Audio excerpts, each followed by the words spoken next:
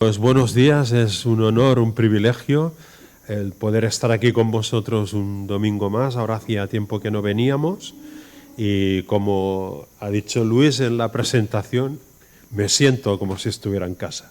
De hecho fueron 10 años, ¿no? Y fueron de muchísima bendición y cada vez que vengo pues hay un gran gozo en mi corazón por poderos ver y poderos saludar. Y bueno, pues estamos contentos, tanto mi hija como yo, en esta mañana de poder estar aquí con vosotros. Me gustaría compartir dos textos de la Escritura en el día de hoy, ¿vale? Porque el mensaje que Dios ha puesto en mi corazón lo he titulado Las dos cruces, ¿vale? Las dos cruces. Si habláramos de un mensaje que habláramos de las tres cruces, ya sabríamos de qué estamos hablando, ¿no? La cruz central, la cruz de la salvación, y luego los dos malhechores que fueron crucificados, uno a la derecha y otro a la izquierda de Jesús. Pero las dos cruces tienen que ver con la cruz de la salvación, que es de la que primero vamos a hablar, y luego la que yo he llamado la cruz del compromiso. ¿Os suena que Jesús dijera en cierta ocasión: si alguno quiere ser mi discípulo, niéguese a sí mismo, tome su cruz y sígame? Pues de estas dos cruces quiero hablar con la ayuda del Señor en esta mañana. Y lo primero es que no se pueden desligar una cruz de la otra. La cruz de la salvación, una vez la hemos aceptado, implica que también tenemos que aceptar esta otra cruz que yo le llamo la cruz del compromiso, ¿vale? Entonces, para hablar de la primera cruz, la cruz de la salvación, me gustaría que fuéramos a Colosenses, capítulo 2, y pudiéramos leer de los versos 6 hasta el 15. Colosenses, capítulo 2, versículos 6 al 15. No sé quién, creo que ha sido Juan Carlos, que también en su oración ha dicho que Jesús dejó nuestros pecados clavados en la cruz. Y esto es lo que nos dice ese texto que vamos a leer ahora, ¿no? Dice así, Colosenses capítulo 2, versículos 6 al 15, dice, es una epístola carcelaria, la escribió Pablo desde la cárcel, y dice: por tanto, de la manera que habéis recibido al Señor Jesucristo, andad en Él, arraigados y sobreedificados en Él y confirmados en la fe, así como habéis sido enseñados, abundando en acciones de gracias.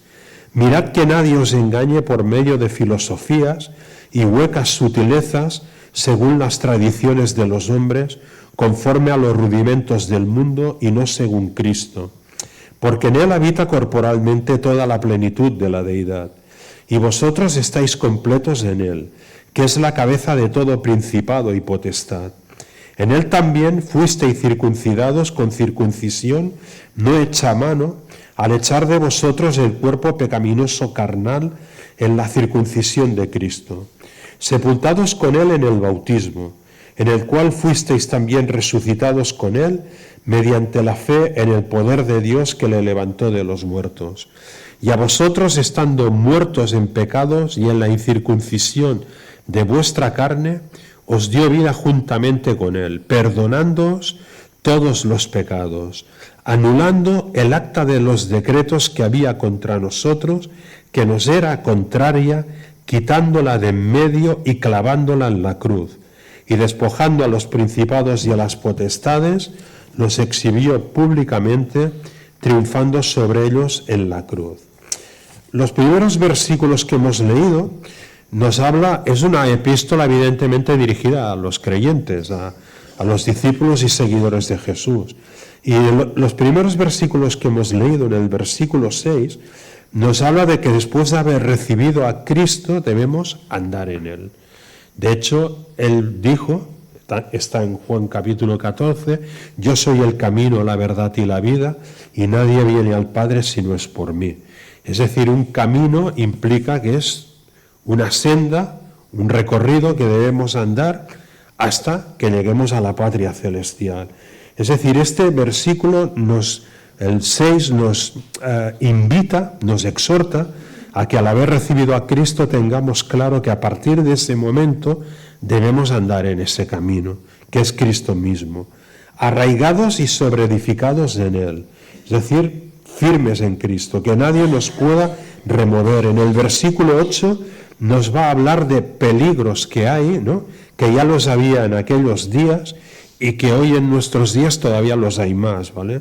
Por lo tanto, para no ser zarandeados de un lado para otro, para que no nos hagan caer de nuestra fe, de nuestra solidez espiritual, tenemos que estar arraigados y sobreedificados en Cristo. Eso quiere decir también, como dice Pedro en una de sus cartas, ¿no?, que podamos estar preparados para presentar defensa de nuestra fe a toda aquella persona que nos demande razón de ella, ¿no?, con humildad y mansedumbre. Tenemos que crecer en el conocimiento del Señor para saber qué es lo que hemos creído, ¿no?, para que no pase lo que dice en el versículo 8, ¿vale? Y dice, confirmados en la fe. Ahora, ¿qué tipo de fe? ¿Qué es la fe, no?, podríamos plantearnos. Y el autor de la carta a los Hebreos nos contesta: la fe es la certeza de lo que se espera, la convicción de lo que no se ve.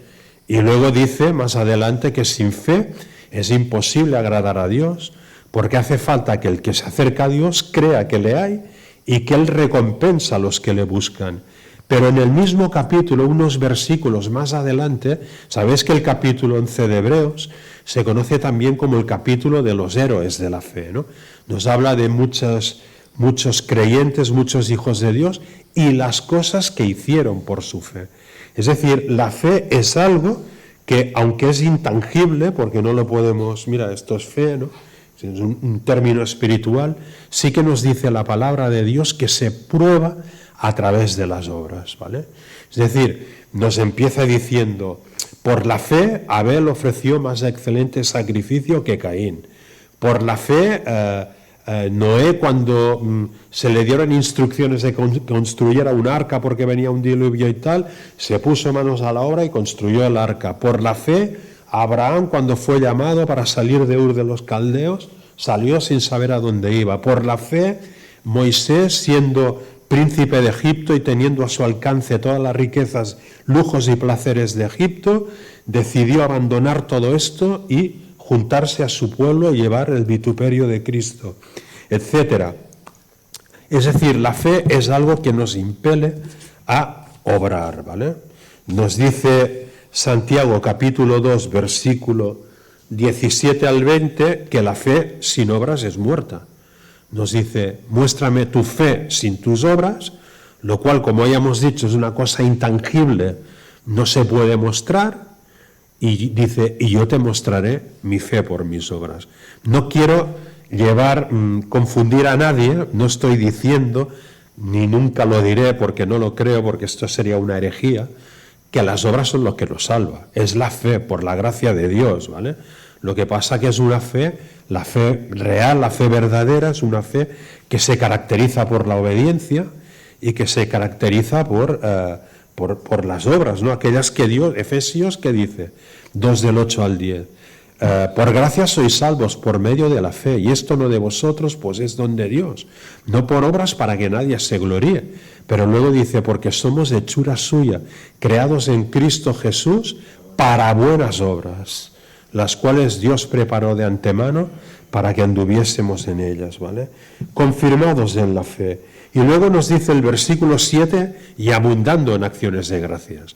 Y gloria a Dios, porque esta mañana hemos abundado mucho en acciones de gracias, ¿no?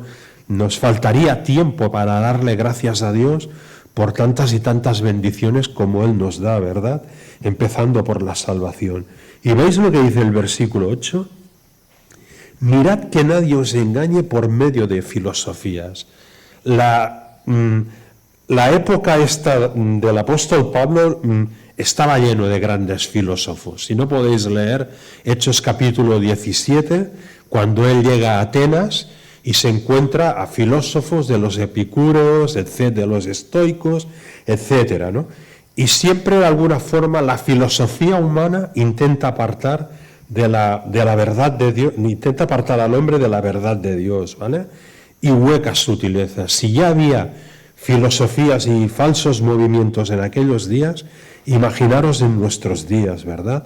El otro día me hablaban de una persona que yo conocía y que bueno, fue un referente para mí muy importante cuando yo conocí al Señor, le entregué mi vida a Jesús, y esa persona ahora había dejado el cristianismo y se había pasado al tema de la meditación trascendental y todas estas cosas, ¿vale?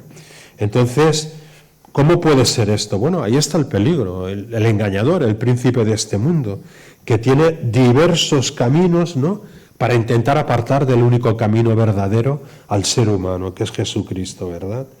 Dice, hablando de Cristo, nos dice que en Él habita corporalmente toda la plenitud de la deidad. Es decir, no hay ninguna duda de que la Biblia afirma, el Nuevo Testamento, y en el Antiguo también lo encontramos, de que Jesús es Dios, ¿eh? Como ya sabéis que hay un movimiento que dice que no, pues hay muchísimos textos donde se demuestra que Jesús es Dios. Dios hecho hombre, pero es Dios. En Él habita corporalmente toda la plenitud de la deidad. Y vosotros estáis completos en Él. No necesitamos nada más. En Cristo estamos completos, ¿vale? Él es la cabeza de todo principado y potestad. Es decir, Él es el que manda, el que tiene la autoridad sobre todos los seres angelicales, aún sobre los ángeles caídos. ¿Os acordáis cuando volvieron aquellos 70, después de haber ido a predicar las buenas nuevas de salvación a todas aquellas ciudades donde Jesús iba a ir después? Volvían con gozo diciendo, aún los demonios se nos sujetan en tu nombre, ¿vale? Porque Jesús tiene autoridad incluso delante de los ángeles caídos, ¿no? En contra de su voluntad, pero lo tienen que obedecer. Cuando Jesús ordenaba y expulsaba un demonio de una persona, el demonio tenía que salir, ¿no? Él es la cabeza de todo principado y potestad. Y ahora nos habla de algo, dos símiles, por así decirlo, de qué es lo que ha ocurrido en nuestras vidas en el momento que nos convertimos, ¿no? Que es el símil de la circuncisión y del bautismo. Utiliza la circuncisión y el bautismo para que podamos comprender lo que ocurrió en nuestras vidas el día de nuestra conversión. Ya sabéis que la circuncisión era cortar un pedazo de carne y expulsarlo del cuerpo, por así decirlo, de una forma clara, ¿no? Y una forma sencilla, ¿no? Y ahora nos está hablando en el versículo 11 de una circuncisión espiritual que se ha producido en nuestros corazones. En Él también fuisteis circuncidados con circuncisión no hecha a mano, al echar de vosotros el cuerpo pecaminoso carnal en la circuncisión de Cristo. El día que nos convertimos al Señor, este cuerpo carnal que se deleitaba en el pecado, que era esclavo del pecado y que lo único que producía eran pues las obras de la carne, fue cortado y expulsado de nosotros. Ya sabemos que esto no es 100% así, porque estamos todavía en la carne. Pero ¿cómo podemos entender que eso es así? Porque Dios nos ha dado un poder superior al de la carne, que es el Espíritu Santo, que es Dios morando dentro de nosotros, y es a través del Espíritu Santo que nos llega a dar la potestad, el poder para poder dominar esa carne de tal manera que la podamos considerar que verdaderamente ha sido expulsada de nosotros, ¿no? La circuncisión espiritual. En Él también, en Cristo, fuiste circuncidados con circuncisión no hecha a mano. Es decir, es algo espiritual que se ha producido en el corazón. Al echar de vosotros el cuerpo pecaminoso carnal en la circuncisión de Cristo. Y ahora viene otro símil de lo que ha pasado con nuestras vidas en el momento que nos hemos convertido a Cristo. Y este lo conocemos todos, el del bautismo. Sabemos que el bautismo, aquí detrás tenemos el bautisterio, ¿no? Sabemos que el bautismo es una muerte y una resurrección. La persona que ha creído en Cristo, el bautismo nos salva. Es un símbolo, es un mandamiento del Señor y debemos ser bautizados, ¿no? Pero es un símbolo de algo que ha ocurrido en el corazón. Vamos a leerlo. Versículo 12. Sepultados con Él, con Cristo, en el bautismo. ¿Os acordáis de lo que decía el apóstol Pablo en Gálatas 2:20? Con Cristo estoy juntamente crucificado. Y ya no vivo yo, mas vive Cristo en mí. Sepultados con Él en el bautismo, en el cual fuisteis también resucitados. Ya no vivo yo, mas vive Cristo en mí. Resucitados con Él mediante la fe en el poder de Dios que le levantó de los muertos. Al final siempre es la fe. La fe es el factor determinante, ¿no? Lo que ha permitido que hayamos podido nacer de nuevo y que tengamos esa nueva naturaleza en Cristo, ¿vale? En el día que creímos, fuimos bautizados con el Espíritu Santo de la promesa. Y dice en el versículo 13, y a vosotros, estando muertos en pecados y en la incircuncisión de vuestra vida, os dio vida juntamente con Él. Fuimos sepultados. Ese viejo hombre que se complacía en el pecado, es como cuando Jesús le dice a uno que le dice que le siga, y le dice, es que deja primero que entierre a mi padre.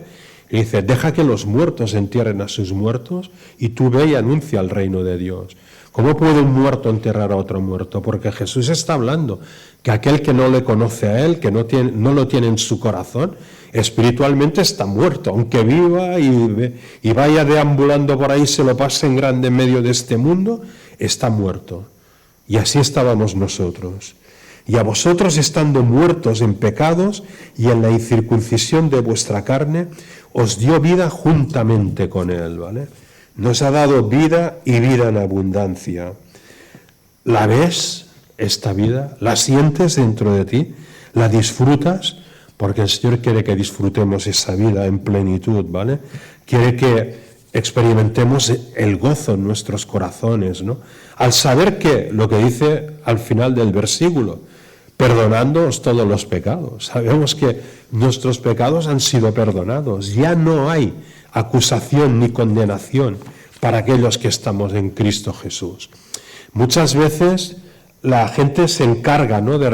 Yo porque antes de conocer al Señor había llevado una vida desastrosa, ¿vale? Y muchas veces la gente se encarga de recordarte, hombre, pero si tú habías hecho esto y lo otro y lo otro y lo otro. Y yo siempre le decía a la gente, mira, lo siento mucho, si tú no me quieres perdonar, a mí me da igual.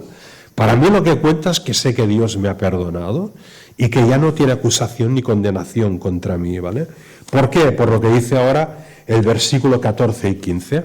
Y esta es la cruz de la salvación, anulando el acta de los decretos que había contra nosotros, que nos era contraria. Es como si hubiera un acta. Esto de los sumarios que ahora estamos viendo en los casos de corrupción y todo esto, ¿no? Que hay sumarios que tienen 1000 y pico páginas, ¿no? Es como si hubiera un acta donde estuvieran escritos todos nuestros pecados desde que tenemos uso de razón hasta que dejemos esta tierra, ¿no? Es un acta que nos es contraria. ¿Por qué? Porque la paga del pecado es muerte. Si verdaderamente no ocurriera lo que dice aquí el versículo que ocurrió cuando Jesús fue a la cruz, esa acta podría ser exhibida ¿por quién? Por las potestades malignas, ¿no? Es decir, aquí nos encontramos, por así decirlo, ante la imagen de un tribunal, ¿no? Versículo 14 y 15. Es una imagen de un tribunal. Aquí nos encontramos a esos principados y potestades que no dejan de representar, por ejemplo, un fiscal, ¿no? Hay un pasaje maravilloso también que se puede comparar con este, que es Zacarías capítulo 3, ¿no? Cuando Josué, el sumo sacerdote, aparece delante de Dios y Satanás, el diablo, el acusador, le quiere empezar a acusar de cosas, ¿no? Si no tenéis que leer hoy en vuestro devocional, leed Zacarías 3, que está muy bien, ¿no? Y aquí es algo parecido, ¿no? El fiscal es del diablo, ¿no? Él tiene esa acta de los decretos que nos es contraria para poderla exhibir delante de Dios y exigir que Dios nos condene. ¿Por qué? Porque en justicia tendría que ser así, ¿no? Ahora la pregunta es, nosotros estamos ahí desvalidos, no podemos hacer nada. Verdaderamente por nuestros pecados merecemos la condenación. ¿Quién nos va a defender? La Biblia dice que Jesucristo es nuestro abogado. ¿Quién nos va a defender de tal malvado acusador que lo único que quiere es llevarnos con él a su reino de tinieblas? ¿Quién nos va a defender? Jesús es nuestro abogado. pero también es la víctima sustitutoria. Vamos a leer otra vez el versículo 14 y 15. Esta es la cruz de la salvación, anulando el acta de los decretos que había contra nosotros. ¿Cómo se puede anular esto? ¿Por la cara, por así decirlo? No, porque Dios es justo. No la puede anular por la cara exacta, ¿no? ¿Cómo lo hace Jesús? Quitándola de en medio y clavándola en la cruz. Es decir, muere por nuestros pecados, va a ese lugar de condenación, coge, por así decirlo, arranca de las manos a las potestades malignas, a Satanás y sus secuaces, esa acta que nos era contraria, va a la cruz, paga por todos esos pecados que están en esa acta y los deja ahí clavados en la cruz. Y ahora de alguna forma está retando a todos los ángeles caídos, a todos los demonios, al diablo, está retando y diciéndoles, a ver, ¿quién es el guapo ahora que puede desclavar esa acta que yo he dejado aquí clavada? Porque yo he pagado por los pecados de esta persona, ¿vale? El justo muere por los injustos para llevarnos a Dios. El que en él cree, en Jesús, no vendrá condenación, sino que ha pasado de muerte a vida. El acta clavada en la cruz está ahí y nadie la va a poder desclavar. Porque si alguien la quisiera desclavar, tendría que ser alguien, como era Jesús, sin pecado, que pudiera ir a ese lugar y que estuviera dispuesto a morir por miserables pecadores como tú y yo. Y sin pecado, el único ser sin pecado, Él es el Cordero de Dios sin mancha que quita el pecado del mundo. Por lo tanto, ya nadie va a poder acceder a ese lugar y desclavar esa acta. Por lo tanto, tus pecados y mis pecados, si hemos creído en Cristo, tenemos la certeza de que ya han sido perdonados. Bendita cruz de la salvación. Fijaros lo que dice al final el versículo 15, ¿no? Dice, despojando a los principados y a las potestades, los exhibió públicamente, triunfando sobre ellos en la cruz. Es decir, esto es una victoria. Como hay una alabanza que cantamos, la victoria está en Jesús, ¿verdad? Él ha vencido y si simplemente hubiera muerto, pues vale, pagó por nuestros delitos y pecados, pero ¿qué esperanza habría para nosotros? Pero es que resucitó para nuestra justificación. Por lo tanto, tenemos certeza de que cuando dejemos nuestro lugar aquí en la tierra, sea que el Señor nos venga a buscar, o sea que nosotros vayamos a Él, seamos arrebatados, estaremos con Él por toda la eternidad. Ahora pues ninguna condenación hay para los que estamos en Cristo Jesús, los que no andamos conforme a la carne, sino conforme al Espíritu. Si no estoy equivocado, creo que está en Romanos 8:1, ¿vale? Esta es la cruz de la salvación, maravillosa cruz de la salvación, ¿vale? Sin ella no habría posibilidad de acceder al cielo para ninguno de nosotros. Pero es que hay otra cruz, la segunda cruz de la que también nos habla el Señor Jesucristo, que es la que yo llamo la cruz del compromiso. Acompañadme, por favor, a Mateo, capítulo 10, del versículo 34 al 39. Son palabras de Jesús dirigidas a los discípulos. Por lo tanto, para ti y para mí también, si somos sus discípulos, ¿verdad? Dice así Jesús. Dice, no penséis que he venido para traer paz a la tierra. No he venido para traer paz, sino espada, porque he venido para poner en disensión al hombre contra su padre, a la hija contra su madre, y a la nuera contra su suegra, y los enemigos del hombre serán los de su casa. El que ama a padre o madre más que a mí, no es digno de mí. El que ama a hijo o hija más que a mí, no es digno de mí. Y el que no toma su cruz y sigue en pos de mí, no es digno de mí. El que haya su vida, la perderá, y el que pierde su vida por causa de mí, la hallará. A ver, el nombre de Jesús no es príncipe de paz. Verdaderamente Él no ha venido a traer paz. Aquí dice que ha venido a traer espada. Es decir, por decirlo claro, va a traer guerra, ¿no? ¿Cómo lo podemos entender esto? Ha venido a traer paz. Paz en los corazones, paz en las personas que hemos creído en Él. Porque, como antes decía, aunque venga alguien a intentarte recordar algún pecado que cometiste hace 40 años, no sé qué y tal, hay paz en mi corazón, porque Jesús ya pagó por ese pecado.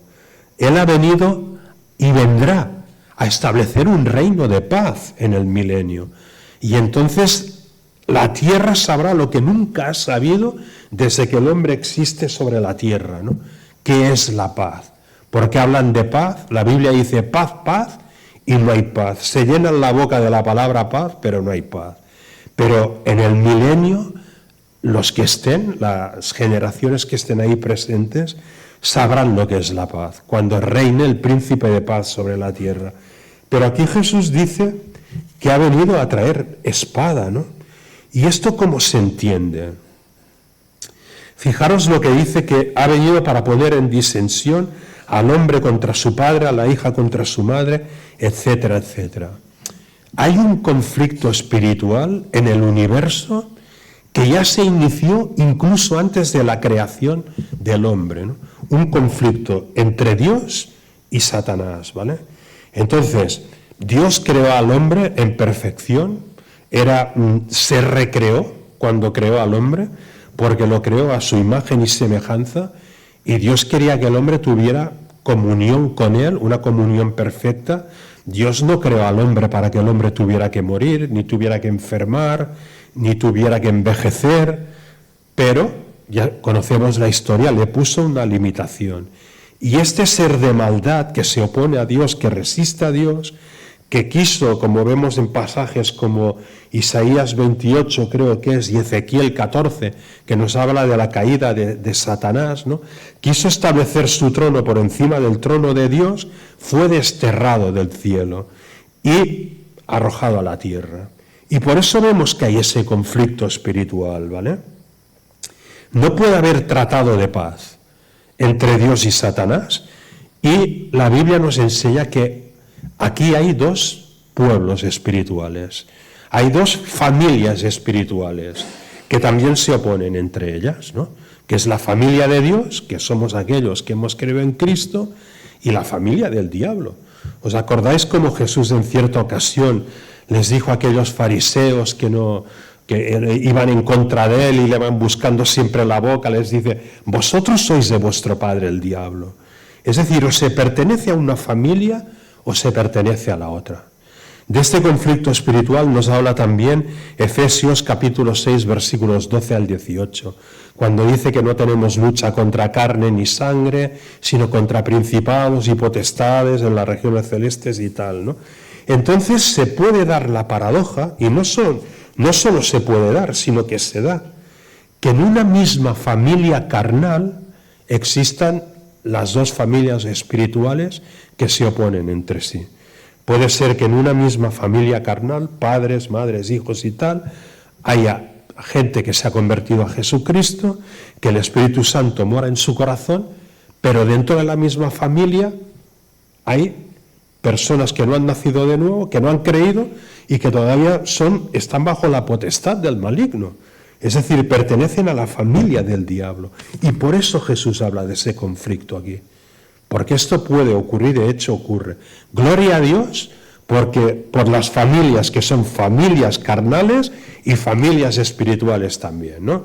Que todos en la familia están convertidos, ¿no? Pero esto no siempre es así. Y entonces es cuando nace el conflicto. Lo que nos dice el versículo 35 y 36.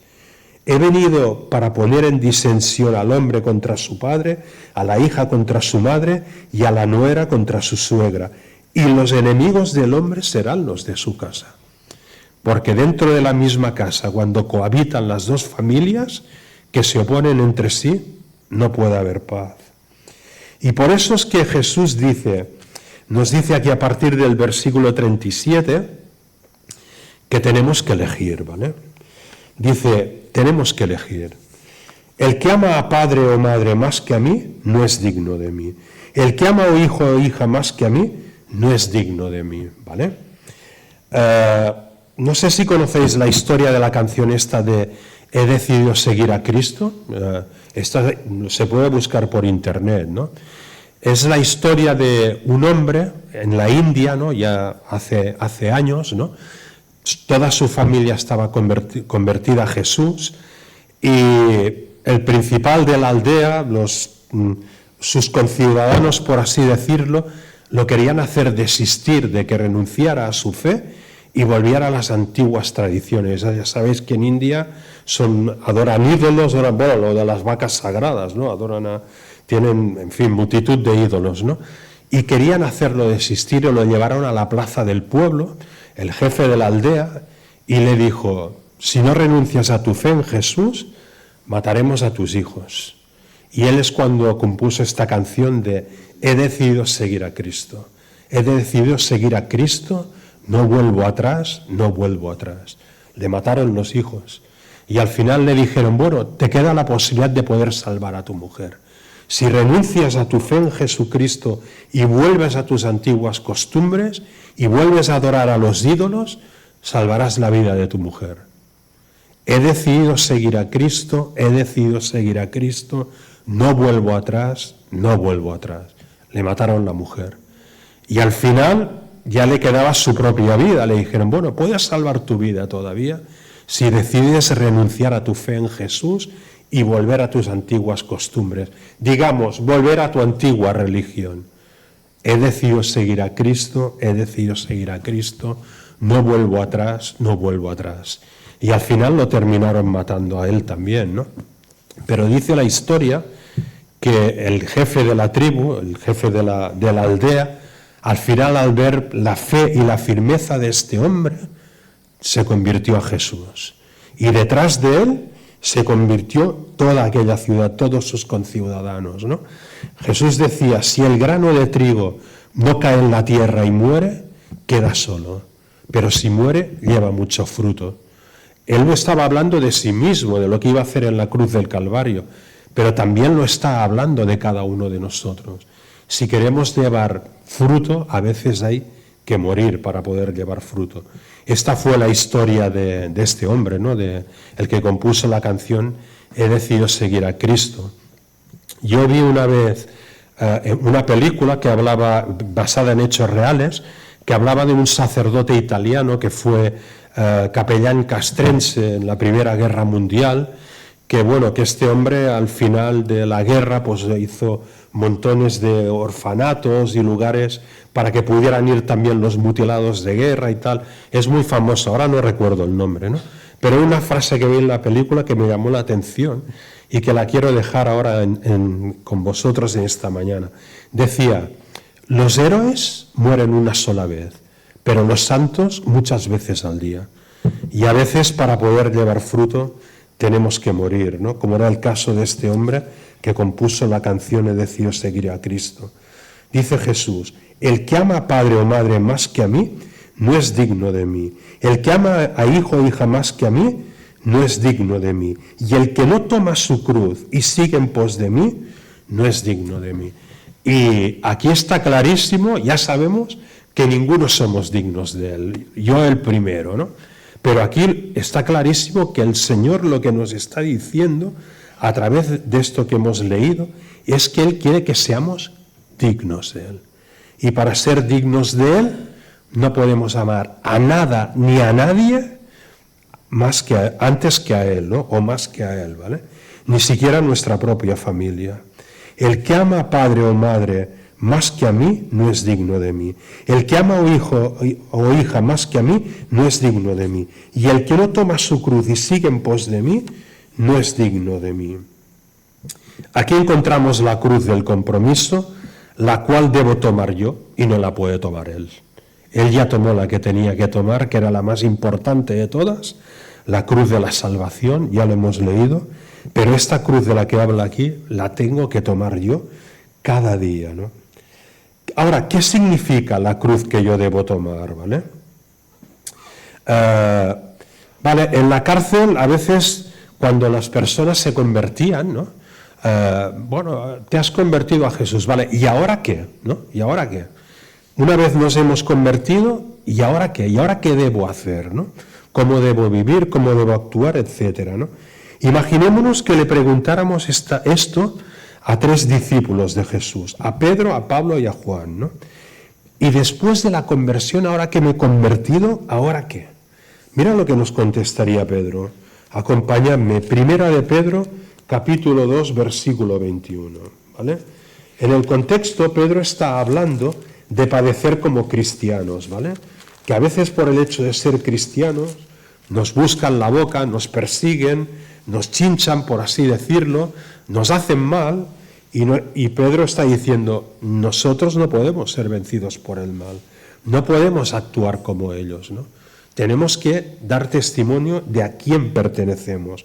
Y después de creer que, mira lo que dice Pedro, Primera de Pedro capítulo 2, versículo 21. Pues para esto fuisteis llamados, porque también Cristo padeció por nosotros, dejándonos ejemplo para que sigáis sus pisadas.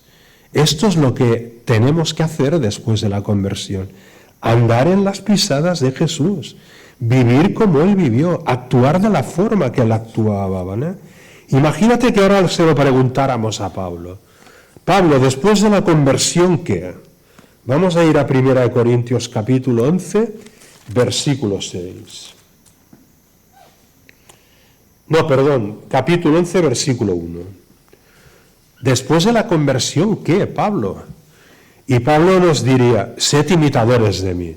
Y diríamos, vaya pretensiones que tiene este hombre, ¿no? ¿Qué pasa? ¿Cómo vamos? ¿Que eres perfecto tú o qué? ¿Vamos a ser imitadores de ti? Pero mira lo que dice a continuación. Sed imitadores de mí, así como yo de Cristo. Es decir, si le acabamos de dar la vuelta a todo y cerramos el círculo, lo que nos está diciendo Pablo es que tenemos que ser imitadores de Cristo. Tenemos que vivir como Él vivió, andar en sus pisadas. Ahora imagínate que se lo preguntamos a Juan. Bueno, Juan, después de la conversión, ¿qué? Y Juan nos diría, Primera de Juan, capítulo 2, versículo 6. Dice, el que dice que permanece en Él, debe andar como Él anduvo. Esto es, debemos andar como Él anduvo. Es decir, el hecho de haber recibido la cruz de la salvación implica que tenemos también que llevar la cruz del compromiso. ¿Cómo lo podemos hacer eso? ¿Cómo lo podemos resumir? Pues vivir como Él vivió, andar en sus pisadas, tomarlo a Él como ejemplo para nuestras vidas, ¿vale? Fijaros al final lo que dice en el 39. El que haya su vida, la perderá, y el que pierde su vida por causa de mí, la hallará. Es que ahora ya lo que nos está pidiendo el Señor es nuestra vida. Es decir, esto es una apuesta a todo o nada. Ese hombre que compuso la canción de Decido seguir a Cristo, al final llegó a esta conclusión, ¿no? Es mi vida, pierdo mi vida, pero para ganarla, porque al fin y al cabo la vida es un bien que no es absoluto, porque no podremos vivir aquí ni un segundo más de la vida que Dios ha determinado que vivamos, es perder algo que no es un bien absoluto para alcanzar algo que ya es eterno y que nadie te puede quitar, ¿no? El que haya su vida la perderá, y el que pierde su vida por causa de mí la hallará.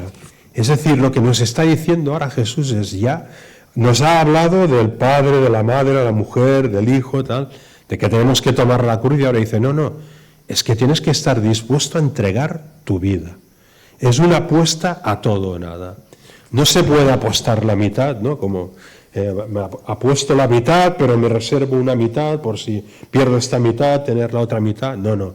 Es apostarlo todo por Jesús. Eso es lo que nos está pidiendo Él, ¿no? El que haya su vida, el que vive su vida, como dice la gente, ¿no? Que me quito el no bailao, ¿no? O como dice Pablo también en 1 Corintios 15, de aquellos que no creían en la resurrección, comamos y bebamos que mañana moriremos, no necesidad de vivir que son 2 días, ¿no? El que haya su vida, el que la vive egoístamente para sí mismo, al final se dará cuenta de que la ha perdido. ¿Cuándo? En la eternidad, cuando comparezca delante del tribunal de Cristo. El que está dispuesto a perder su vida por causa de mí, dice Jesús, la hallará. Esta es la cruz del compromiso. El Señor lo pide todo, pero es que Él nos ha dado mucho. Él lo dio todo también. Dio su vida, derramó su sangre hasta la última gota por salvarte a ti, para llevarte al cielo. Él lo entregó todo y tiene todo el derecho del mundo a pedirlo todo también de nosotros, incluso nuestra propia vida. Es una apuesta a todo o nada. Cuando apuestas tu vida por Jesús, ya lo has apostado todo. No puedes apostar nada más grande ya, porque la vida lo es todo. No puedes apostar nada más valioso. Pablo decía, para mí el vivir es Cristo y el morir es ganancia. Y podríamos decir, si lo hablamos en el mundo, está zumbado. ¿Cómo puede decir una persona que para él el morir es ganancia, ¿no? Pero luego lo explica. Dije, teniendo deseos de partir y estar con Cristo, lo cual es muchísimo mejor, ¿no? Pero decía, quedar en la carne era más necesario por causa de ellos, ¿no? De aquellos a quien escribía la carta. Para mí el vivir es Cristo y el morir es ganancia, teniendo deseos de partir y estar con Cristo, lo cual es muchísimo mejor, ¿vale? Eso es lo que quería compartir con vosotros en esta mañana. Quería hablar de las dos cruces. La cruz de la salvación, que es la primera que hemos visto, anuló el acta de los decretos que nos era contraria, se la arrebató de las garras del diablo, el acusador pagó, porque la paga del pecado es muerte, pagó por esa acta de los decretos y la dejó clavada en la cruz. Y ahora reta a todos los ángeles caídos a ver quién es el guapo de ir y desclavarlo de ahí, porque nadie lo puede hacer. Tendría que ser alguien sin pecado y que estuviera dispuesto a morir por miserables pecadores como tú y yo, ¿verdad? La cruz de la salvación, la primera. Muerto al pecado, pero vivo para Dios, ¿no? Hemos muerto al pecado, pero ahora estamos vivos para servir al Dios vivo y verdadero. La segunda idea que quería dejar con vosotros, bendita cruz del compromiso. Tenemos que amar más a Jesús que a ninguna otra cosa o ningún otro ser. Acordemos que los mandamientos hay un primero y un segundo, ¿no? Y esto quiere decir que hay una prelación. Y el primero es amar a Dios sobre todas las cosas, con toda tu mente, con todas tus fuerzas, con todo tu corazón. Y el segundo, amar al prójimo como a uno mismo. Pero hay una prelación. Uno es el primero y el otro es el segundo. Bendita cruz del compromiso. Amar a Jesús más que a ninguna otra cosa o ser, aún más que a nosotros mismos. Y entendamos bien, ¿no? Este mensaje de la salvación por la gracia, por la fe, ¿no? El Señor ha perdonado nuestros pecados. Había uno en la prisión que, mira, era crítico, ¿eh? Venía a la reunión para chinchar, ¿no? ¿Sabes aquello? Para buscar los tres pies al gato, ¿no? Y este decía lo siguiente, y tiene su lógica, ¿eh? La lógica desde un punto de vista mundano, evidentemente, ¿no? Decía, a ver, si Jesús ha muerto por mis pecados en la cruz, por todos mis pecados, los que cometí, y aún los que voy a cometer, pues entonces a pecar todo lo que quiera, ¿no? Porque ya, como ya ha pagado, pues entonces a vivir en el pecado, ¿no? ¿Y qué es lo que responde a esto la palabra de Dios? Romanos 6, 1 al 2. ¿Perseveraremos en el pecado para que la gracia abunde? Y Pablo dice, en ninguna manera. Porque los que hemos muerto al pecado, ¿cómo viviremos aún en él? Es decir, esta es la tercera idea que quería dejar también entre vosotros, ¿no? Los que hemos muerto al pecado, ¿cómo viviremos aún en él? Ahora el Señor nos llama a andar en novedad de vida.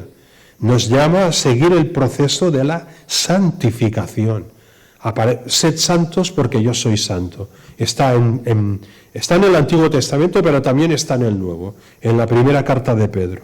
Eso es a lo que el Señor nos llama ahora, andar en las pisadas de Jesús y tomarlo a Él como ejemplo para nuestra vida. Eso es lo que quería compartir con vosotros en esta mañana y que el Señor bendiga su palabra.